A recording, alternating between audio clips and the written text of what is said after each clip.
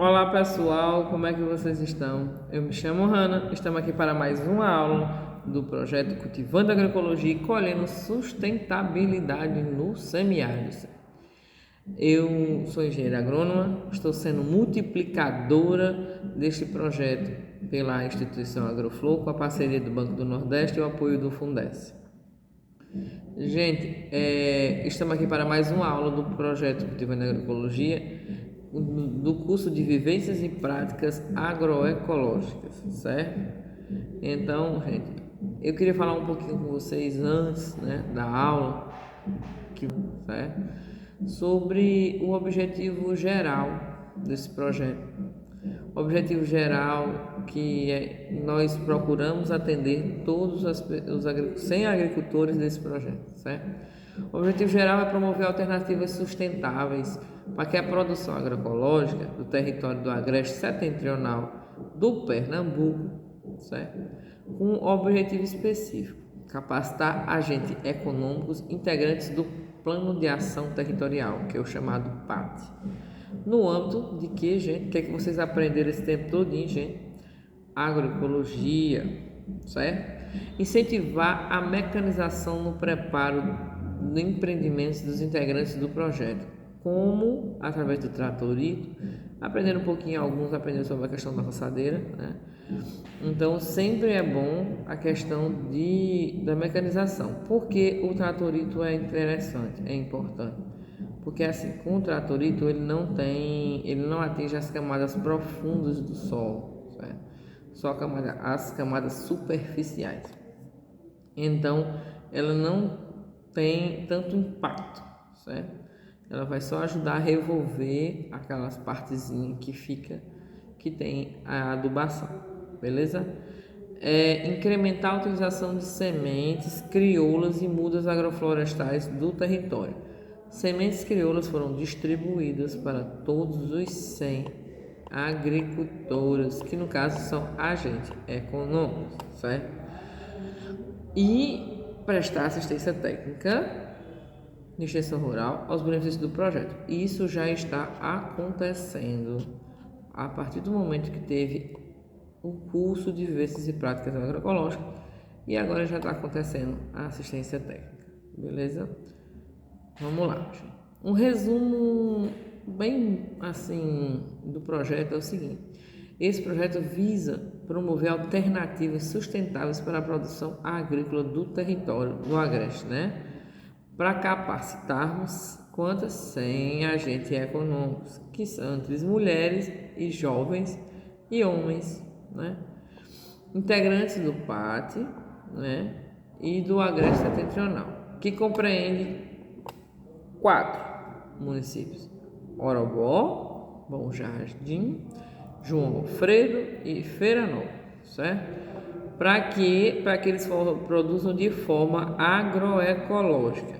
Alguns de vocês já produziam de forma agroecológica, certo? E outros não. Não é visível, depois desse projeto iniciado em andamento, que alguns mudaram e aprenderam coisas novas e estão praticando, preparo de insumos, comercialização da produção orgânica, doação de sementes crioulas, que a gente já viu, visando qualificar os agricultores e fortalecimento dos bancos de sementes. A distribuição dessas sementes foi para fortalecer o banco de sementes. Eu não sei se vocês já estão fazendo, gente? Mas já deu tempo de plantar e colher e armazenar. E se não teve tempo de plantar nem de colher, armazene e nunca plante tudo. Sempre deixe um 15% guardadinho ali da sua semente, para não perder tudo, gente? Que não plantei, perdi. Ou então plantei, não choveu, perdeu, porque eu não tenho como irrigar. Então, para não correr esse risco, deixe armazenado. Pode ser na sua geladeira, mas portanto que não seja uma geladeira que esteja muito fria, Aquela geladeira mais velha, ela congela demais, esfria demais, tem que descongelar, então aquele choque térmico na semente não é bom. é bom você deixar ela na geladeira que seja específica para isso, tá bom? Tem muitas sementes que duram muitos anos, que nem eu falei lá nas aulas lá atrás, certo? Vamos lá. Como estender pela comunidade local por meio de difusão de conhecimentos na área de agroecologia? O objetivo foi o seguinte: não só impactar na vida de vocês, mas também na vida da comunidade. Como é que isso aconteceu? Quando vocês aprenderam algo diferente, né? Quando vocês aprenderam algumas técnicas e algumas práticas, vocês aprenderam, e o certo é o que? Não ficar para si. Multiplicadora não sou só eu, multiplicadora são todos vocês. Então vocês peguem e falem para o seu vizinho. Já aconteceu vários casos de vocês já me verem e estar comentando sobre isso, que no caso vocês aprenderam, compartilharam o vídeo e também compartilharam o que vocês conheceram, o que vocês aprenderam. E muitas das pessoas dos vizinhos lá, alguns estavam presentes durante as práticas, muitos familiares, né? E foi bem legal. A regularização da produção orgânica dos envolvidos foi o que? Através da certificação orgânica, né? Alguns de vocês já têm OCS, outros não, mas os que não têm, a gente estava a questão de associar na Agroflow para poder tirar pela instituição. Alguns já foram feitos isso, outros não, né? Por questão de burocracia, de documentação, né? Então isso, a questão de mudança de DAP para CAF, isso também influenciou, né? Está todo um processo ainda de esclarecimento sobre isso e dessas mudanças, né? Mas está sendo bem produtivo e bem interessante e está verdadeiramente se realizando, né? É o que está visto no projeto, certo? E o que foi abordado na questão de resultado. Além disso, promover de forma direta e indireta a preservação e conservação do meio ambiente. É verdade ou não é verdade, gente? A gente aprendeu muita coisa, gente, para promover e para preservar e para conservar o nosso meio ambiente, certo? Quem está nos apoiando, que eu já falei, é o Fundes, que é Fundo de Desenvolvimento Econômico, Científico e Tecnológico de Inovação, que é do Banco do Nordeste, certo, gente? Então, vocês já conversamos um pouquinho a respeito sobre isso, certo? E vamos lá ver um pouquinho como se justifica, né, essa questão do projeto. Por que a Agroflow resolveu? Né? A gente sentiu muitas dificuldades em alguns outros projetos que são executados e a gente participa, né? Que faltavam algumas coisas. Dentro desses projetos a gente resolveu trazer para esse, para ver se a gente conseguia ver essas lacunas, que é um nome bonito dizer que faltava, a gente sentia falta nos outros projetos, certo? Então, assim, a difusão da agroecologia vem crescendo a passos largos, né? Consagrada como um dos instrumentos mais eficientes contra as mudanças climáticas, além de ser uma das alternativas mais viáveis no combate à fome no mundo. Importante salientar, bem importante, é que, quando a gente salienta que essa prática agrícola é sustentada pelos pequenos agricultores. Quer dizer, vocês são responsáveis por essa prática agrícola e que é fortalecida a cada dia e que é uma das mais eficientes. É sustentada pelos pequenos agricultores, responsável por grande parte da produção de alimentos global, o mundo todo, né? Sendo que a maioria dos governos de todo o mundo ignorou esses produtores pequenos. Normalmente a pessoa só investe muito nos grandes, né? No encontro que teve ali, eu vi o pessoal falando dos pequenos produtores, eu achei interessante, porque muitos só visam as grandes empresas, né? Entendeu? Aí, assim, eu acho que a gente tem que pensar no pequeno, que no pequeno se faz grande. Esses produtores de pequena escala individual durante décadas, né, foram ignorados pelos governos.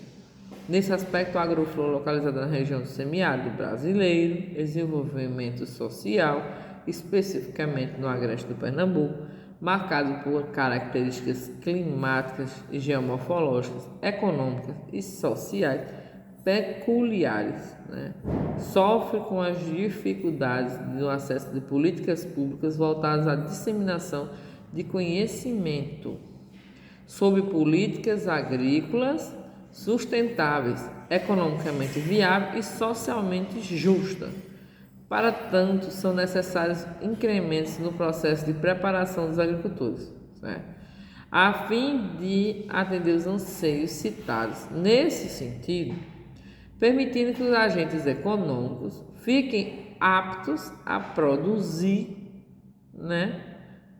aptos a produzir e que estejam regulamentados para a comercialização de sua produção orgânica e agroecológica, favorecendo assim a situação socioeconômica do território como um todo, certo?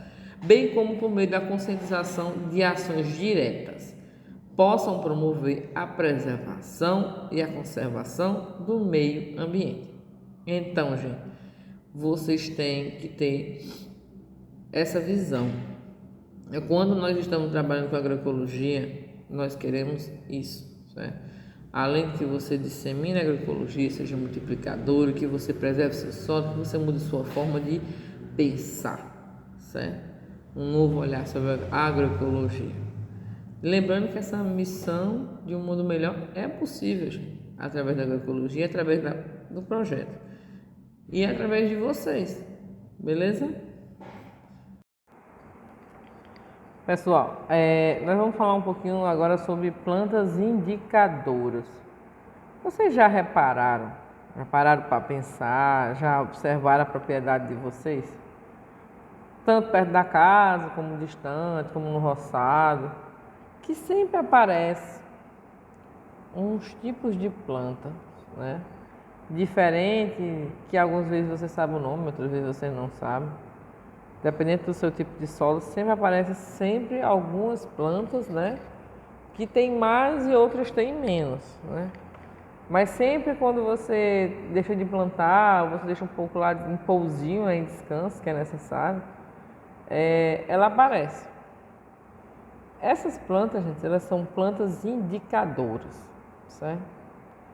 A natureza, ela é bem sábia, Muitas vezes é possível encontrar soluções pela observação, das condições e sinais demonstrados por ela mesma no dia a dia, certo? Como, por exemplo, dessa sabedoria, nós temos a palavra que a gente está falando agora, que é plantas indicadoras, que podem, como o nome já diz, indicar várias situações, certo? A presença de algumas plantas na sua lavoura, horta ou pomar, pode indicar como você está manejando o seu solo. Pode indicar que você esteja manejando de forma certa ou de forma errada, certo? E o ambiente onde você está cultivando. Vamos lá.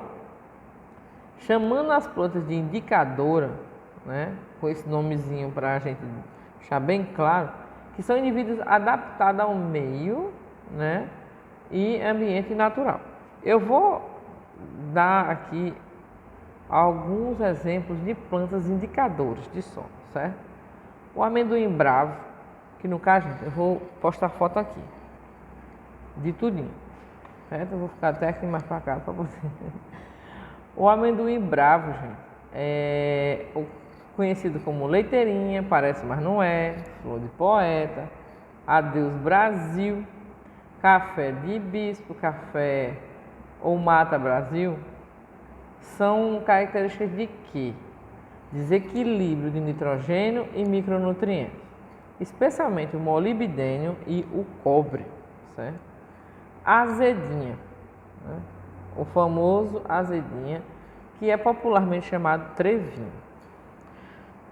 Quer dizer o quê? Que são terra argilosa, deficiência de cálcio e de molibdênio. É um nome difícil, mas a gente consegue. Na tabela periódica, lá na escola, quando a gente estudou, e eu revi tudo na faculdade, mas a gente sempre tem dificuldade de falar esses nomes difíceis. Deve ser o nome do rapaz que descobriu, molibdênio. Barba de bode. Vocês conhecem muito bem como barba de bode, com capim de bode. Quer dizer o quê? Que o solo está pobre em fósforo, cálcio e potássio, certo? A gente vê muito isso normalmente quando a gente está andando nas propriedades, né? Aqui o canteiro está fértil e na lateral tem a barba de boi. A beldroega, que o pessoal chama de Oroponobis, mas não é Oroponobis, né? Salada de negro, capoanga, porcelana e verdolaga. O nome certo é beldroega.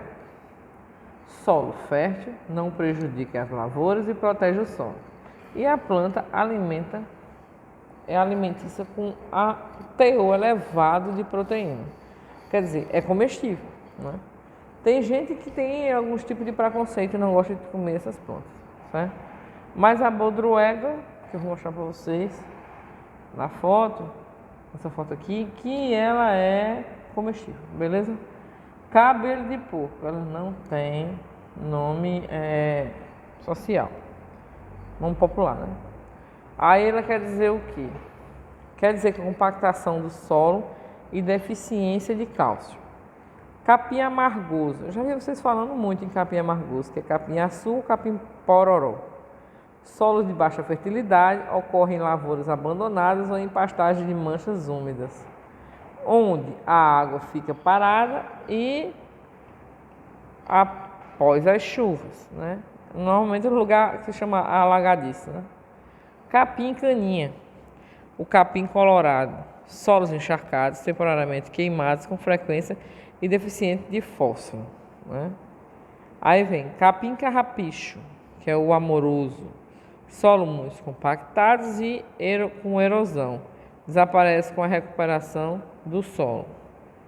Capim marmelada, capim papuã, que é chamado de capim papuã, né? Solos arados, gradeados, com deficiência de zinco, diminui com a permanência da palhada da própria planta sobre a superfície. Desaparece com centeio, aveia, preta e ervilhaça. Reduz a adubação corretiva com fósforo e cálcio. Quer dizer, gente, a gente pode achar que não. Mas quando a gente planta um milho, o sorgo ou qualquer tipo de cultura assim, a gente simplesmente bota o gato para pastar depois. É muito cultural lá no sertão fazer isso. Na verdade é errado, né? No certo é você passar fazer um roço naquela área ali, triturar. Você pode botar até numa forrageira, triturar e devolver de novo ao solo. Então passar roçadeira mesmo, aquela roçadeira manual, né? Que é mecanização, que tem um vídeo aqui no canal ensinando, né? Que também dá certo para a gente estar fazendo, tá bom? Vamos lá, outra planta indicadora de solo. Capim rabo de burro, que não tem nome popular, gente, é rabo de burro mesmo, né? Terras abandonadas e gastas, solo ácidos com baixo teor de cálcio, impermeável, quer dizer, não passa água, né? Porque está muito compactado, de 60 a 120 centímetros, né? Tem o capim amoroso, que é capim carrapicho, de roseta, bosta de baiano, que isso aqui é o nome popular. Tem beti arroz do diabo e trigo bravo. Solo compactado e deficiência de cálcio, né? Caraguatá, gravatá ou barba de velho. Solos que sofrem queimadas, humus, ácido, desaparece com a calagem e rotação de culturas, né? Carqueja, que é carqueja mesmo, gente, não tem outro nome, certo? Solo pobre, compactado, né? Superficialmente com falta de molibdênio. Aí vem carrapicho de carneiro, espinho de carneiro, amor de negro, de retirante, cada nome, viu, gente?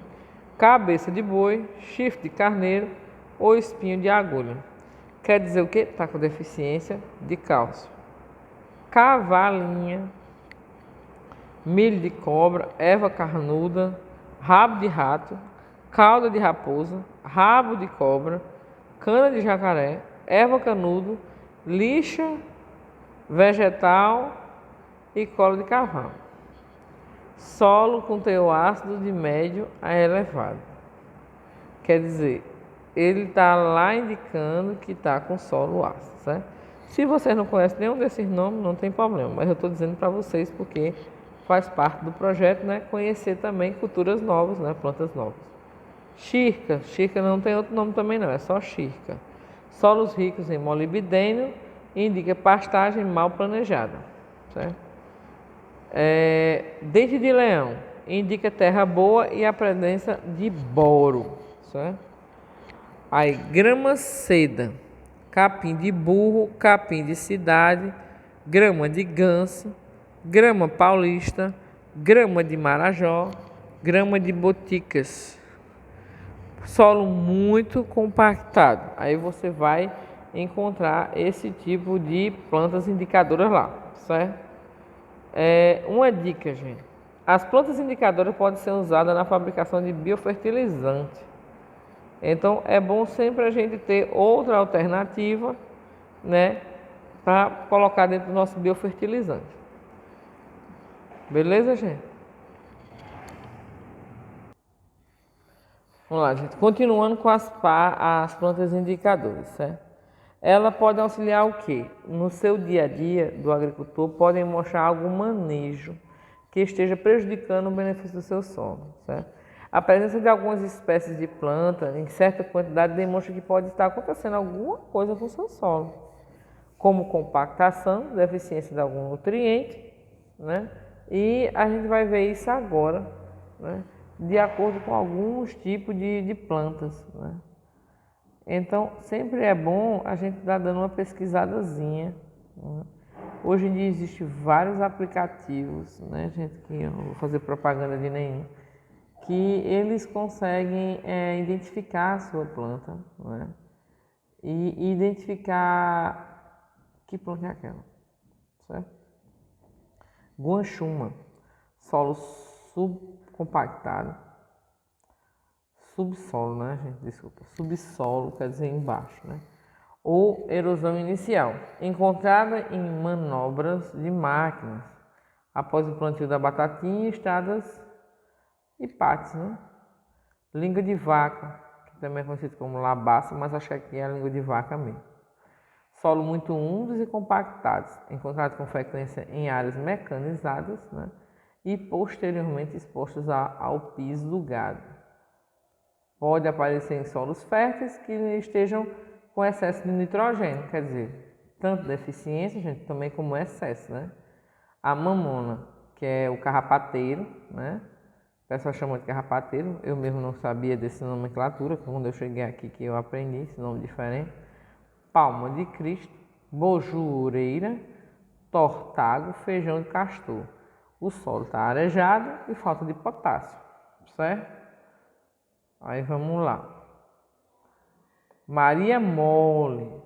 Maria Mole é flor das almas, berneira, vassoura mole, cardo morto, flor de finados, capitão, craveiro do campo, erva lanceta, cravo do campo, tasneirinha, cravo do campo e catião. E eu quero dizer o que? Solo adensado na profundidade de 40 centímetros a 120 centímetros. Reduz a adubação de potássio, mas é bem profundo, né, gente? Mil, alecrim e vassourinha. A gente com certeza consegue, né, gente? Conhece, né? Indica deficiência de molibdênio, geralmente estão presentes em pastagens e solos rasos. Nabo, que é um nabo brabo ou nabo rabanete de cavalo. Significa que é carência de manganês e boro, né? Picão preto, muita gente fala sobre picão preto, fazendeiro ou botão de ouro. Solo com excesso de nitrogênio e deficiência de micronutrientes, principalmente do cobre, né?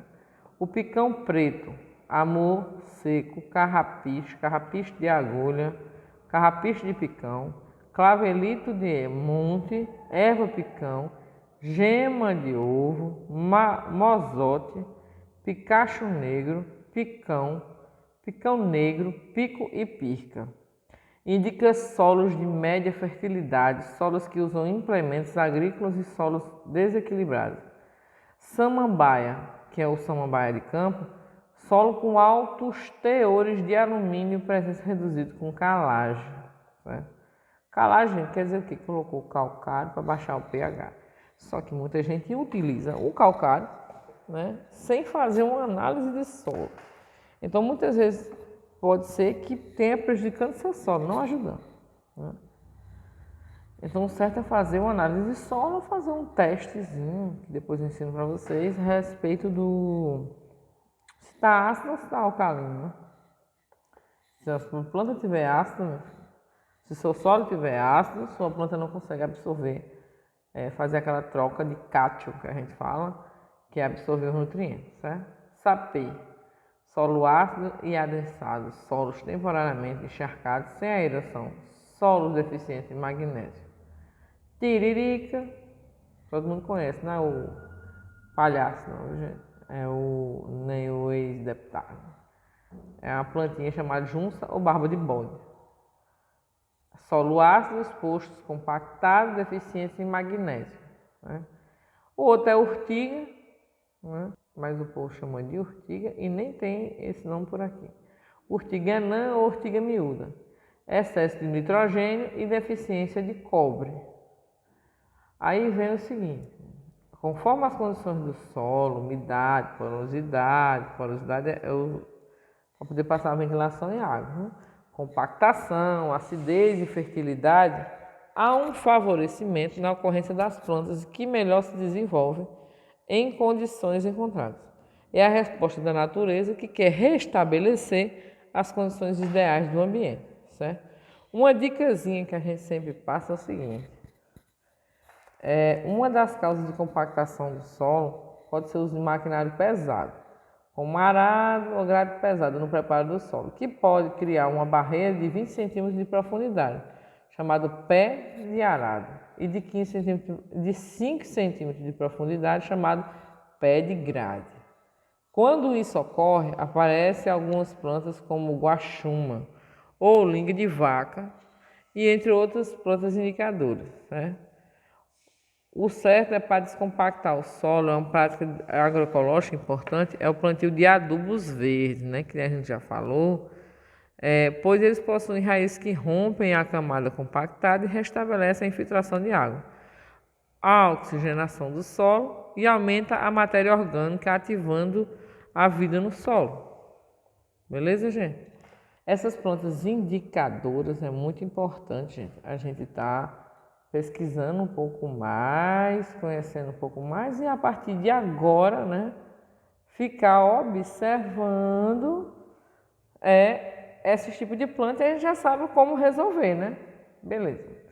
Agora a gente vai falar um pouquinho sobre pragas e doenças que indicam deficiências minerais, né, no solo e na planta. Tanto no solo como na planta, as deficiências minerais, certo? A deficiência mineral é o quê? O alimento das plantas, né? No solo e na planta podem ser observadas pelo aparecimento de pragas e doenças que prejudicam os cultivos. Identificando qual a deficiência do solo, podemos escolher a prática do manejo que deve ser feita para melhor fertilidade do solo. Sempre que possível, é interessante ter também as informações obtidas por análise de solo ou análise foliar. A gente não analisa, gente, só o solo, também analisa as folhas. Por isso, quando eu falei da questão da adubação lá, do fertilizante, da urina da vaca, da manipoeira e outras coisas que a gente aprendeu, né, de defensivo e também que são adubadores, né, que são adubação foliar. A folha também precisa de adubo. Algum exemplo de praga e doença que indicam deficiências de minerais no solo, né, gente, é a cochonilha,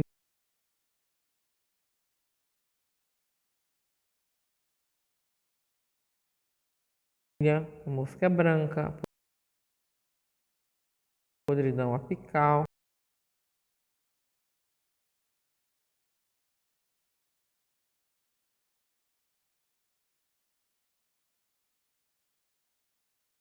virose, vira-cabeça, né, e o vírus dourado. Aí as plantas que tem uva, tomate, morango e feijão. Quer dizer que está com deficiência de cálcio. Casquinha de ovo triturada, Dependendo da quantidade, né, gente? Que lá a gente come ovo com força, né? O pessoal chama a gente até de teju. Porque a gente tem a produção lá, né? Então a gente sempre está consumindo muito, né? Aí vem milho,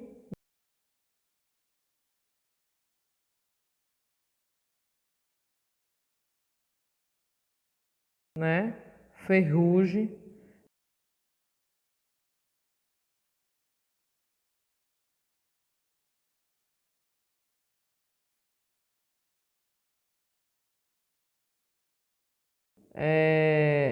sardo,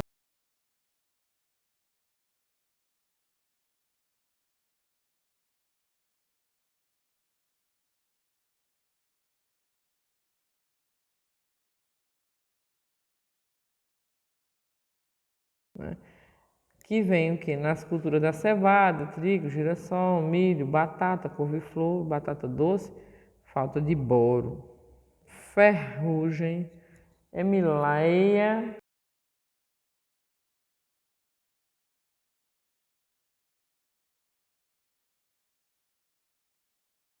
que tem outros nomes esquisitos, viu, gente? Quer dizer o quê?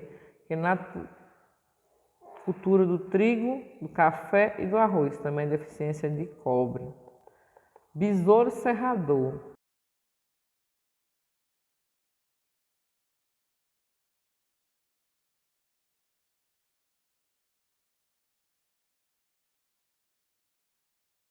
né? Que é a infecção bacteriana que ele causa. A tomate, acácia, deficiência de magnésio. Aí vem ferrugem, né? Também a infecção bacteriana que causa. Aí vem na aveia e no trigo. No caso a gente não tem aqui, mas é a deficiência de manganês. Lagarta rosada,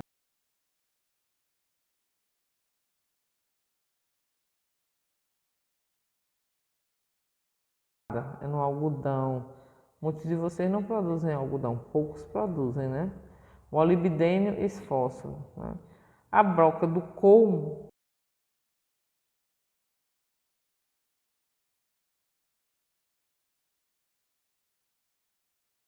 e o oídio, né?